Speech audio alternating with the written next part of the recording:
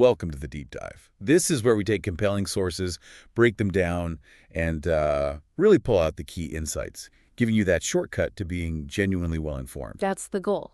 Today, we're looking at something pretty different. It's from Reverend Sun Young Moon's work, Chapter 4, Providence of Restoration. Right. And our mission, really, is to unpack this specific viewpoint on history. The idea that divine providence, God's plan, guides things through these repeating patterns, parallel periods. It's fascinating stuff. Expect some aha moments, hopefully. Yeah, we'll be tracing two main ages the source talks about, looking for these historical echoes and what they might mean for this ultimate goal of goodness. It's a really intricate analysis, quite thought-provoking. And what's key here, I think, is how the source argues these long historical periods, centuries sometimes, aren't just random. Anomalous stuff happening. No. They're seen as repetitions, like divine dispensations repeating, each with specific indemnity conditions. Indemnity conditions, like making up for something. Kind of, yeah. Think of them as specific actions or even sacrifices needed to make amends for past mistakes or, delays in the plan. It's about restoring what was lost. Okay. So we'll be looking at these timelines, who the source calls God's chosen people at different times, and how their roles shift. It's like this grand tapestry. Right, a tapestry across thousands of years. So let's unpack that core idea first. Providence of restoration. What's the gist of it? Well, the source presents it as God's ongoing plan, the continuous effort to restore humanity, restore history back to some original ideal state. An ideal state, okay. And when that purpose, which the text says is laying the foundation for the Messiah, when that gets delayed because of, human choices. Exactly. Human choices are key here. When things get prolonged, certain divine interventions or dispensations have to be repeated. Repeated, so like a do-over. In a sense, it involves a central figure for that time, some kind of symbolic offering, and then a more substantial offering, all aimed at fulfilling those indemnity conditions. And that's to remove what the source calls fallen nature. Right, which is basically seen as the tendency away from goodness, the imperfections that keep humanity from its purpose. Got it. So these repeating periods, how does the source connect that to actual history? Well, Reverend Moon's interpretation lays out these parallel periods very specifically, forming this pattern of parallel indemnity conditions of a substantial type. Okay, so who are the main players in this story? You mentioned chosen people. Yes. The source identifies specific groups. Initially, it was the first Israel. That's the descendants of Abraham, Isaac, and Jacob. Whose history we read about in the Old Testament. Precisely. That family line, their history, was meant to pave the way for the Messiah. So what happens when things go off track, according to this source, I mean?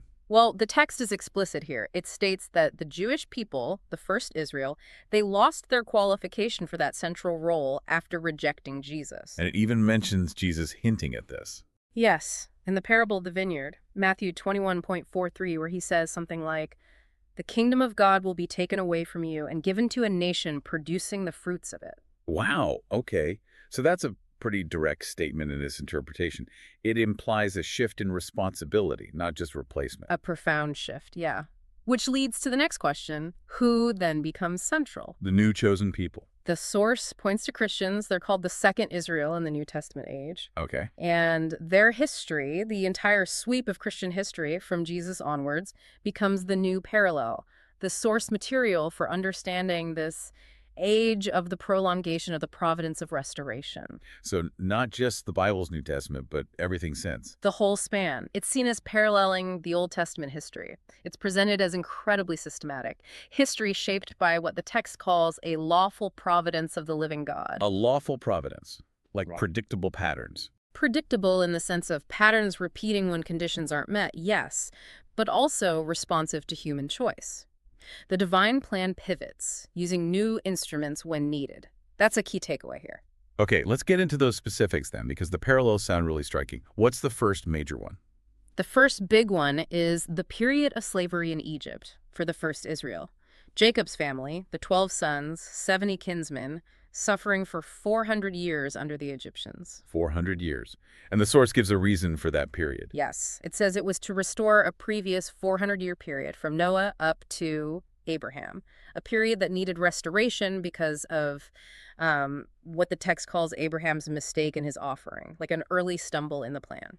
Okay, so suffering is restoration. What's the parallel for the Second Israel, the Christians. That's the period of persecution in the Roman Empire, also 400 years. Same duration. Exactly. Starting with Jesus' 12 apostles, 70 disciples, and then generations of Christians facing severe persecution. And the purpose of that suffering. According to the source, it was to restore, through indemnity, the 400-year period of preparation for the Messiah's coming, a period seen as defiled because of the mistake in leading Jesus to the cross. Wow.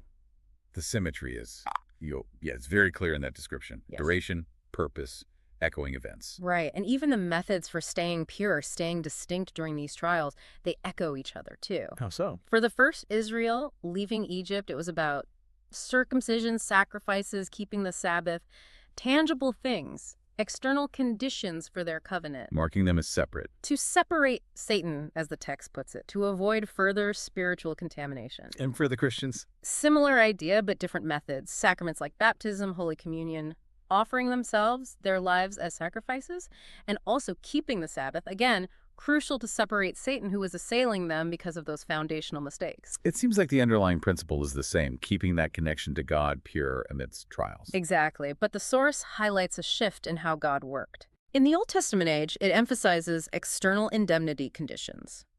Think big, outward signs.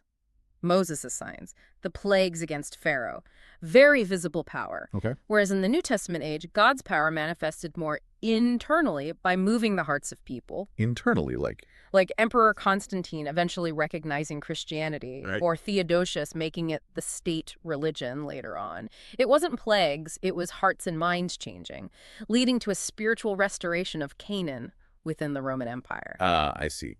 Less outward miracles, more inward transformation leading to societal change. That's the idea, a shift in focus. And these periods of trial, they led to crucial moments of solidifying things. Yes. After Egypt, Moses gets the 10 Commandments, the law, the Old Testament core starts forming, the Ark, the tabernacle, all setting up for the Messiah, establishing that framework. Right, building the foundation. And similarly, after the Roman persecution ends, Christians gather the writings, apostles, evangelists, they establish the New Testament canon. Then they build churches, prepare for the second coming, guided, the source says, by the resurrected Jesus and the Holy Spirit directly. Not one single leader like Moses. That internal focus again. So these trials forged their identity and purpose, readying them for the next stage. Makes sense. It shows how essential those times were, according to this view. Okay, so after suffering and consolidation, what comes next? Leadership structures. Exactly. The parallels continue. After Moses, you have Joshua leading the people into Canaan, and then the period of the judges. Right, the judges. Decentralized rule. Pretty much. 15 judges governing in a society the source calls feudalistic. These judges were like prophet, priest, and king rolled into one, ruling locally. Okay, and the parallel in Christian history. The period of regional church leadership. Patriarchs, bishops, abbots leading Christian society. Also described as feudalistic, with these leaders taking on similar roles, prophet, priest, king within their regions. So similar structures again. Did they face similar problems? It seems so. Both societies struggled to stay on course. How did the Israelites struggle? Well, they were supposed to focus on the tabernacle, obey the judges.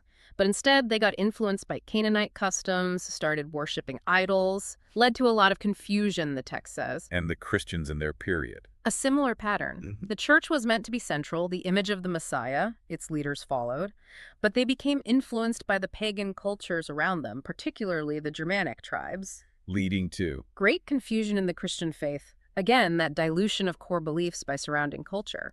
It's a recurring vulnerability, it seems. Yeah, that challenge of staying true to the core vision when surrounded by different influences.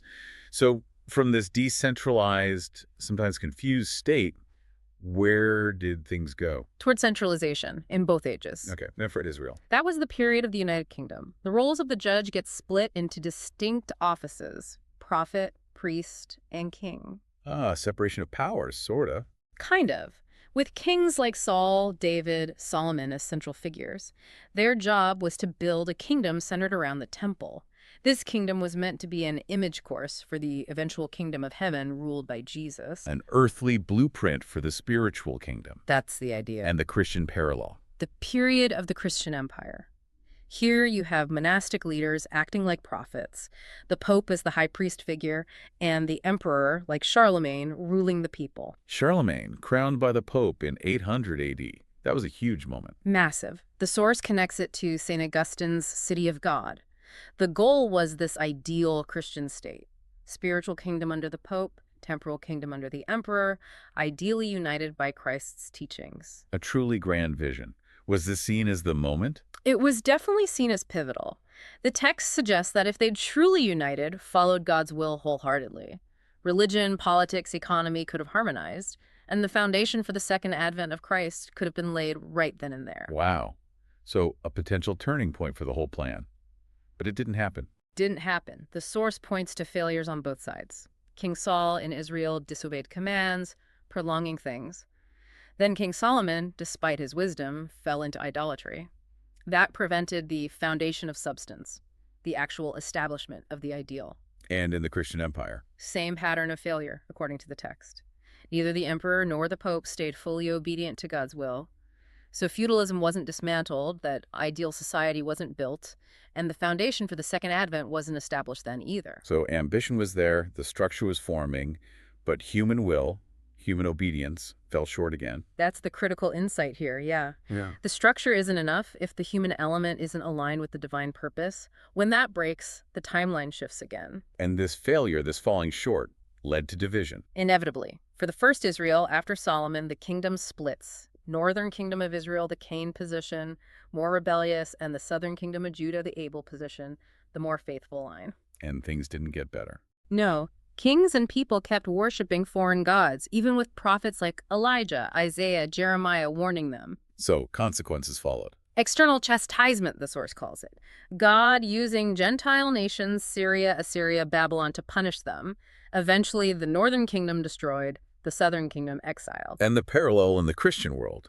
Division 2. Yes, Charlemagne's empire gets partitioned by his grandsons. The papacy becomes corrupt. You have figures like St. Thomas Aquinas and St. Francis trying to reform things internally. But it wasn't enough. Apparently not. When the church didn't repent, the source says God used external chastisement again. This time, it points to the Crusades. The Crusades as chastisement. How? The repeated defeats against the Muslims over about 200 years led to the papacy losing prestige, feudal lords losing power.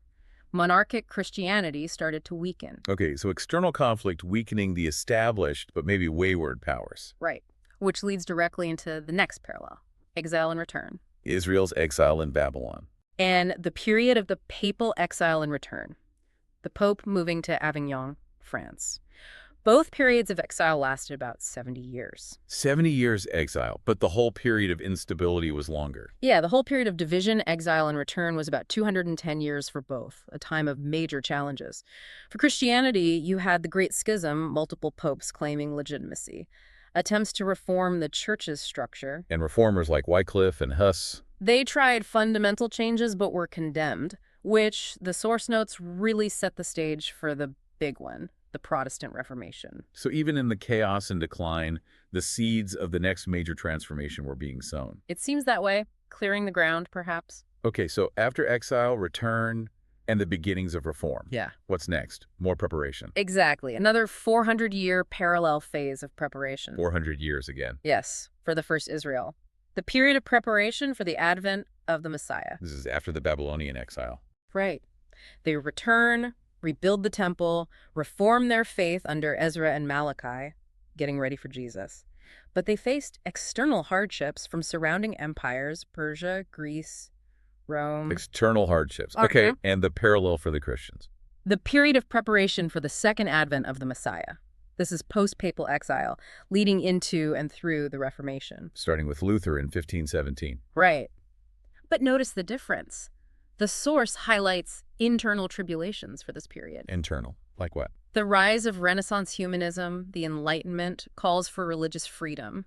Big philosophical and theological shifts, creating confusion, but internally driven this time, not like external empires oppressing them. That's a really interesting distinction. The nature of the challenge changes from physical, external pressure to intellectual and spiritual questioning. Well put. And during these prep periods, the source talks about God preparing things on a global scale, too. How so? Before the first coming.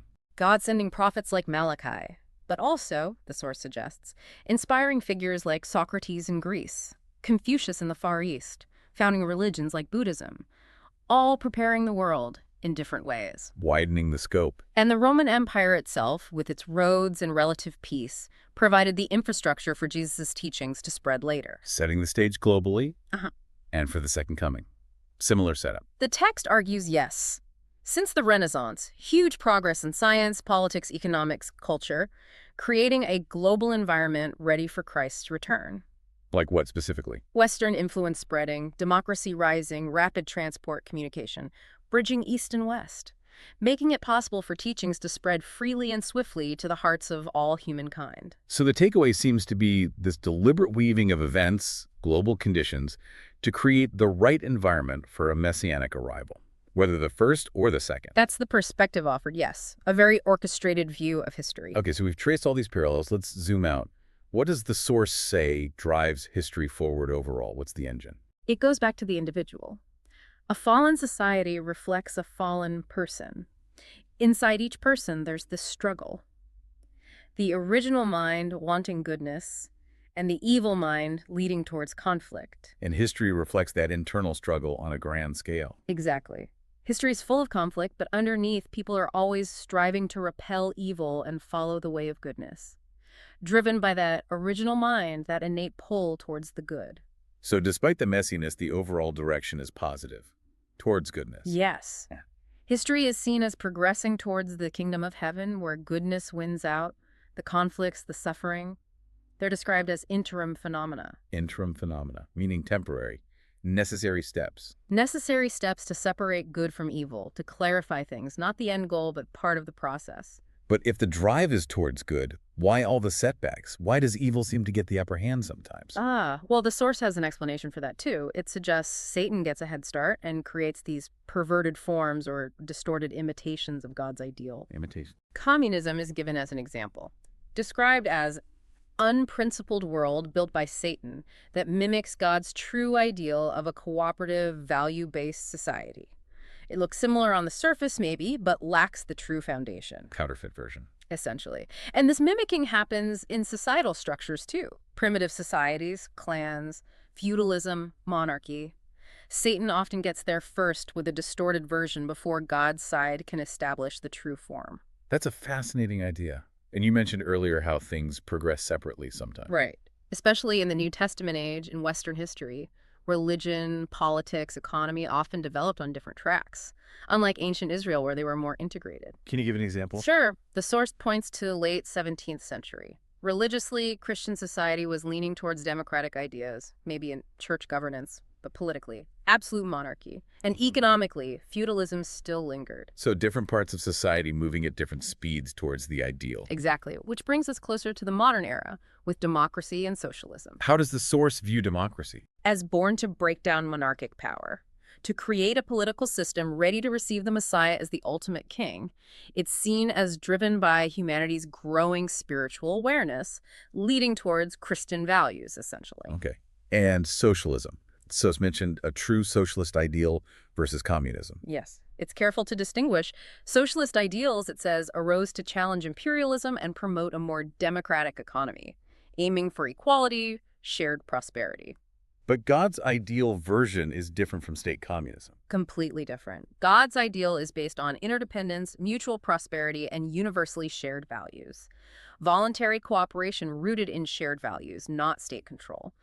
Aspirations like Thomas More's utopia or Christian socialism are seen as stemming from that natural impulse of the original mind, seeking the ideal. So the ultimate goal is to bring all these streams, religion, politics, economy, together. That's the final vision. For that to happen, the source says a new expression of truth is needed, something that can fully unite religion and science. Unite religion and science. That's a big step. Huge. Leading humanity to become one with God in heart. And from that unity to build the political and economic systems based on that divine ideal, interdependence, mutual prosperity, shared values. And that unified world is... the ultimate messianic kingdom, the culmination of all of these ages of providence. Wow. What a journey through history, seen through this particular lens. These parallels, the cycles, the struggles, the striving. It's a lot to take in. It really reframes historical events, doesn't it? seeing them not just as cause and effect, but as part of this larger, purposeful, albeit often delayed, divine narrative. Definitely. From ancient Israel's trials to the complexities of the modern world, tracing this thread of restoration. It does leave you with a big question, though, for you, our listener.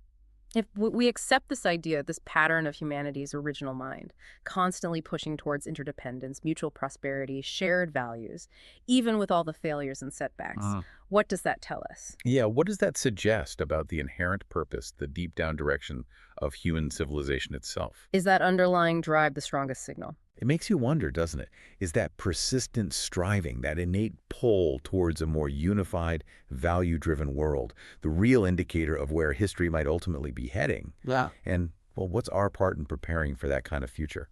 Food for thought. Definitely. Thanks for diving deep with us today.